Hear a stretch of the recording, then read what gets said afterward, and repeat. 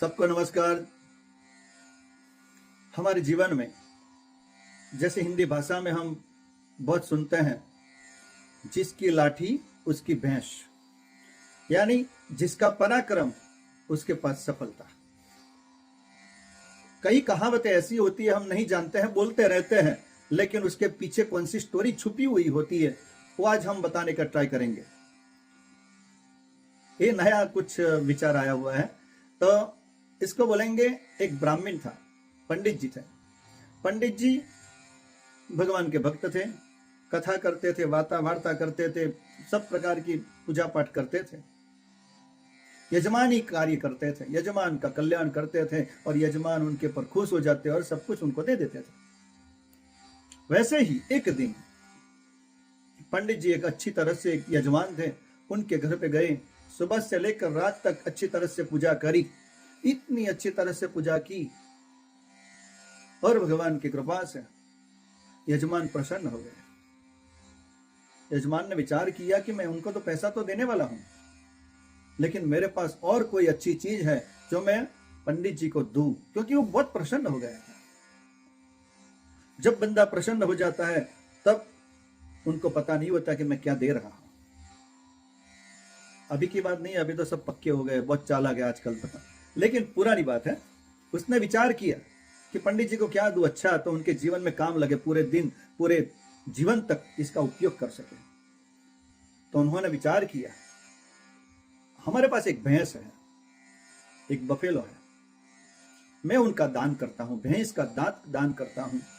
ऐसा सोचकर उनकी पत्नी के साथ पंडित जी के पास आए और अपने घर के बाहर जो भैंस थी भैंस के पास ले गए पंडित जी को, और पंडित जी को टीका किया और भैंस को भी टीका किया और बोला कि पंडित जी, आपने हमारे लिए इतना बढ़िया काम किया है, इतनी अच्छी पूजा की है आपने, तो हम आपके ऊपर बहुत प्रसन्न हो गए हैं। आप इस भैंस को ले जाइए, आप उसका दूध पिए और आपके परिवार को पिलाइए और आप रुष्ट पुष्ट होइए और समाज की सेवा करिए। उस टाइम पे इतना सोचने वाले थे, आज की बात अलग है।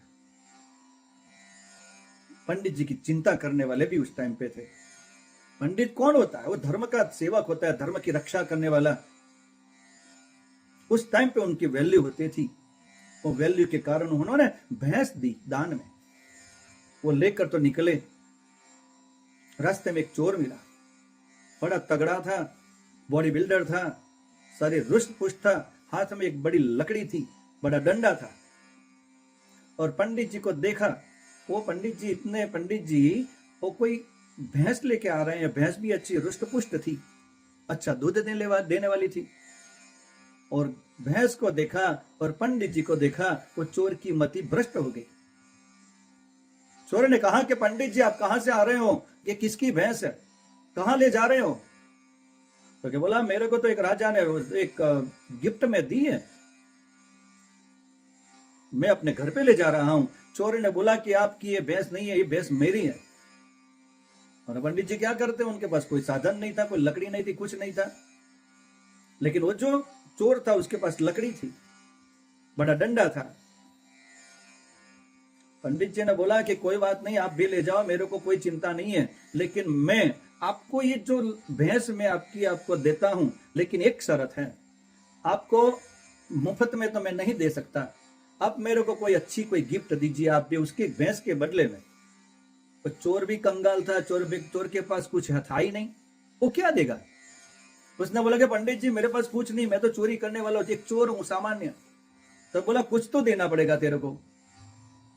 और उनके पास जो लकड़ी थी, यानी जो डंडा था बड़े वाला, वो बड़ा डंडा था, लकड़ी थी बड़ी, और लकड़ी थी। पंडित जी को बोला कि पंडित जी आप ले जाओ, मेरे को नहीं चाहिए, लकड़ी आपको दे देता हूं और मेरे को भैंस दे दीजिए। पंडित जी थोड़े विद्वान तो थे, लेकिन एक हाथ में शस्त्र रखने वाले थे और एक हाथ में शास्त्र रखने वाले थे। उन्होंने बोला, हाथ में लकड़ी दे दी उन्होंने, चोर ने, और जैसे ही लकड़ी हाथ में आई, तुरंत वो लकड़ी लेकर वो भैंस पर चढ़ गए, यानी भैंस पर एक जंप किया और भैंस के ऊपर बैठ गए और लकड़ी के साथ। और चोर को बोला कि तेरी हिम्मत है तो अब आ मेरे पास, और ये भैंस तो मेरी है, ये लकड़ी भी मेरी है, तू कुछ नहीं कर पाएगा। और जैसे ही लकड़ी हाथ में आई और लकड़ी को लेने के लिए जैसे चोर पीछे पड़ा, वैसे ही 2-3 लकड़ी का घाव किया, उस चोर को चोर गिर पड़ा, और जैसे ही चोर गिरा वैसे ही लकड़ी का घाव करके भैंस को लेकर अपने घाव की ओर आ गए। इसलिए ऐसा बोला जाता है, जिसकी लकड़ी उसकी भैंस। यानी आप कितने भी बलवान हो, लेकिन आपके पास बुद्धि नहीं है, तो बुद्धि बिना सब कुछ निष्फल है। इसलिए जीवन में ऐसा नहीं है हमारे पास शरीर रुष्ट पुष्ट होगा ही तभी हम सब जगह पे विजय हमारा होगा।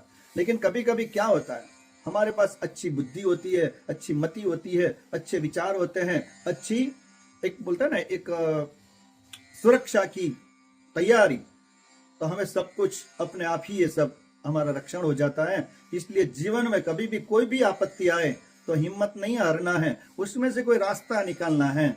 सामने वाला जितना भी बड़ा हो, जितना भी तगड़ा हो, जितना भी धनवान हो, जितना भी बलवान हो, लेकिन हम भी किसी से कम नहीं है। हमें उनके सामने डटकर उनका सामना करना चाहिए, क्योंकि कोशिश करने वालों की हार कभी नहीं होती।